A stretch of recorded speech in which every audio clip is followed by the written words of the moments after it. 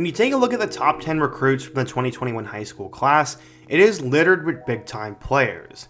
Quinn Ewers has been a star for the Texas Longhorns. JT Tuimoloau has become a monster for Ohio State. JC Latham is one of the top offensive tackles in this year's draft. Jack Sawyer has dominated defenses for Ohio State on the defensive line. Caleb Williams will be the number 1 overall pick. Donovan Jackson's a big-time draft prospect. Emeka Egbuka has been a great receiver. And then you have the guy at number 10, who has barely seen the field and is now done with football. This situation proves that just because you're a 5-star and a top 10 recruit, things aren't always going to work out for you, even if you have everything going for you. In today's video, I want to talk about the unfortunate and sad story of Tommy Brockermeyer. He was the second best offensive lineman in the class of 2021, was the number 10 recruit, a 5-star player, and someone who was going to block in the NFL for a long time. He was the son of a Texas Longhorns legend, was the twin brother of another big-time recruit, and was a guy who everyone thought was the next big thing. Sadly, he's retired from football, played at 2 different schools, and will never get to live up to that hype. But he has a great story that's worth hearing. In today's video, we're going to talk about the rise and fall of Tommy Brockermeyer and what is next for him. But before we get started, be sure to subscribe to the channel if you love college football, leave a like if you support today's video, and let me know what player, team, topic, or situation I could cover next. Now let's get started and talk about what happened to Tommy Brockermeyer. In order to understand how Tommy got to this point, we first need to go back in time. The Brockermeyer parents did not plan on having boys, but when their oldest son Jack was born, there was no doubt he would follow in his father's footsteps. His dad Blake was one of Fort Worth's all-time greats on the offensive line, and their kids hoped to be just like him. Blake was an All-American lineman at Texas and a first-round pick in the 1995 NFL Draft. While the 2 older brothers of Jack and Luke both played football, they were not as good as the 2 younger twins. Luke ended up walking on for the Texas Longhorns, but Tommy and James Brockermeyer were grabbing attention from a young age. They began to play flag football when they were just 6 years old, and then 3 years after that, they would play tackle. James's first year was at receiver, but he would quickly move to the offensive line. Tommy was always the bigger one of the bunch, and he said, quote, "It just came natural to me. I loved hitting people." They knew their sons were going to be a big deal, and after Blake retired from the NFL, he became a coach at the local All Saints Episcopal School. That was until 2018. Since they grew up around their dad in the game of football, it had a huge impact on him. Tommy said, quote, It's awesome to have a dad like that who played in the NFL. We get to learn from him, and since we're the same position, I use the same techniques he used. He gives us tons of advice, and there's no better teacher, and he's one of the best coaches I've ever been around." Like their father, the sons were a big deal in the area, and a lot of the media guys remember covering both the father and the kids, which comes full circle. It's honestly pretty cool. Once the Brockermeyer twins got to All Saints Episcopal School in Texas, they were next up. Tommy would end up getting discovered rather quickly, as in 2018, he started every game and was extremely productive on the offensive line. His recruitment from there would explode. He said, quote, "Oklahoma was the most surprising because they were my second offer. My first was SMU, but OU came out of nowhere. I wasn't even talking to the coaches, and all of a sudden my high school coach texted me and said they had offered me. Once they offered, I started to get the majority of my offers during that time, and it triggered recruiting from me. More schools started to offer, and it was a domino effect. But there was one school everyone thought the Brockermeyer twins would go to. They grew up diehard Texas fans, and they had been going to Longhorn football games since they were little. At the time of their recruitment, they were going to an average of 3 games per year. But by the time they were midway through their high school careers, they were generating so much buzz and so many big-time offers that they could go pretty much anywhere. But that Texas offer still meant so much to them. He said, quote, "It was pretty cool to get offered by UT. To get a chance to play alongside 2 of your brothers and play where your dad was an All-American, it's really unique. But we're treating Texas like all the other schools, and it's not like they have a huge advantage. It's pretty much even." That wasn't the only offer for the newly rated 5-star lineman, as at 6'6" and nearly 300 pounds, Tommy Brockermeyer held 21 offers, which included Texas, Bama, Oklahoma, Michigan, Arkansas, Florida, Auburn, and LSU. Every single one of them wanted him, and there are not many linemen like that in each and every class. It wasn't all sunshine and rainbows either though, as Tommy would miss his junior season after having surgery, and that stemmed from a problem in the labrum in his right shoulder.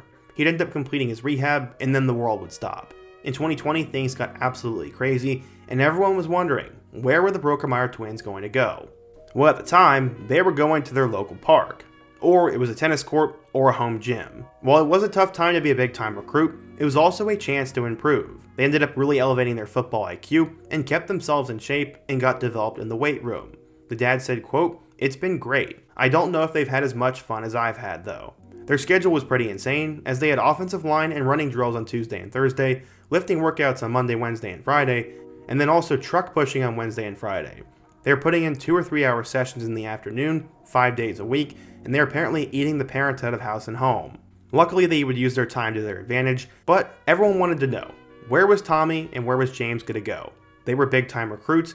During that time, the younger brother James had a radical transformation, and he was now considered a 4-star recruit as well. The dad said, quote, "They'll make up their mind whenever they do. I mean, I've asked them a couple of different times what their plan is, and they don't really seem to have a great answer. So I just figure one of these days they'll decide when it's time." Well, eventually the Twins decided on Alabama over the likes of Texas, LSU, Clemson, and Auburn. Offensive line was a huge concern for the Crimson Tide at the time, but then it became their biggest strength. They ended up adding 2 of the top 5 linemen in the class, as obviously Tommy was a 5-star recruit, and J.C. Latham was the only lineman ranked ahead of him. With Tommy also came his brother James, who was actually listed as the top center in the class, so Bama really built in the trenches.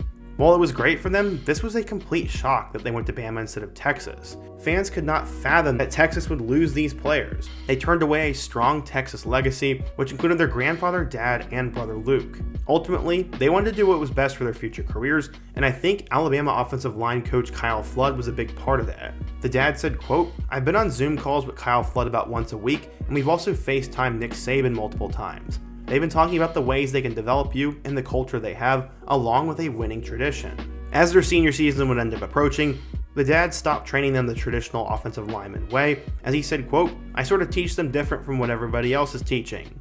I know Kyle Flood at Bama will likely teach them well, but the pass protection and run block techniques that I teach are a bit different than normal. Defensive linemen have gotten so good that you cannot do what I used to do.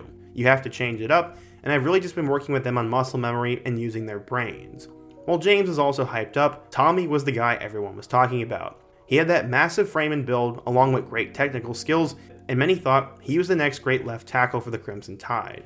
24/7 Sports also agreed, as he was listed as a 5-star recruit, the number 2 offensive tackle, and the 10th best player in the class of 2021. Brockermeyer was a 5-star monster, but how did his career end up going? Well, let's take a look. Sadly, the video gets pretty short from here. Tommy Brockermeyer did not do anything during his college career, and it has been extremely unfortunate. When he arrived at Alabama in 2021, he would redshirt, get in the development system, and was probably poised to take over in 2022 or 2023. Except, that would not end up happening. After playing in just 2 games in 2022, he was already sort of an afterthought. I don't know what it was, but either he didn't develop, wasn't that good, or there was some sort of other factor we don't know about, but he would immediately decide to transfer after the 2022 season, and alongside their wide receiver JoJo Earl, they would both go to TCU. This was a pretty big get, as the Horned Frogs were just coming off a national championship appearance, and Brockermeyer was given a ton of hype right away. Unfortunately though, his 2023 campaign was not great. He only got to play in 3 games due to injuries, and just a couple of days ago, we found out that he is retiring for good. It looks like the injuries were too much, too severe, or he just no longer wanted to go at it. The truth is probably somewhere between all 3 of those, but one TCU blog said, quote, "TCU offensive lineman Tommy Brockermeyer has medically retired from football. Multiple sources have confirmed this, and he's no longer listed on the TCU football roster. He's battled injuries for much of his college career." Apparently, he just recently went through off-season workouts and suffered another injury and decided to call it quits. TCU will honor his scholarship, but for now it looks like football is pretty much done for him. I'm not quite sure what has gone wrong, but this is actually really sad. Brockermeyer was the number 2 offensive lineman in the country, was an absolute legend in the area, seemingly worked his tail off, and lived up to all the crazy high expectations. It's really sad Bama didn't work out, and TCU honestly probably would have been the perfect fit for him.